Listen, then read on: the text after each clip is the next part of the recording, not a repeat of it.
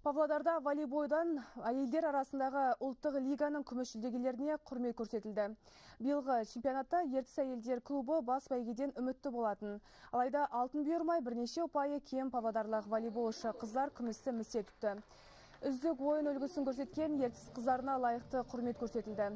Салтанатты марапаттау рәсіміне танымал спортшылар мен аға буын ардагерлер қатысты. Аймақ басшысы Қанат Бозымбаев жаңа маусымда танымал спорт түрлеріне ерекше көңіл бөлінетінін атап өтті. Қазіргі таңда өте жақсы көңіл аударылып жатыр. Жалпы мына тек қана волейболға емес, басқа спорт түрлеріне де, футболға да, хоккейге де, баскетболға да, басқа да спорт түрлеріне. Бірақ енді бүгінгі мінекей үлкен мереке, біздің волейбол қыздарымыз бір жақсы бір жетістікке жетіп жатыр. Келесі жылы үміттеніп жатырмыз, бірінші орын иеленіп алатын шығармыз ба деп. Көңілім тасып тұр. Біздің команда ең үздік команда болды. Тырысып бақтық. Бұл медаль біз үшін алтыннан да қымбат. Күміс болса да біз оған еңбегімізбен қол жеткіздік. Мейлі біз оны алтын деп қабылдаймыз.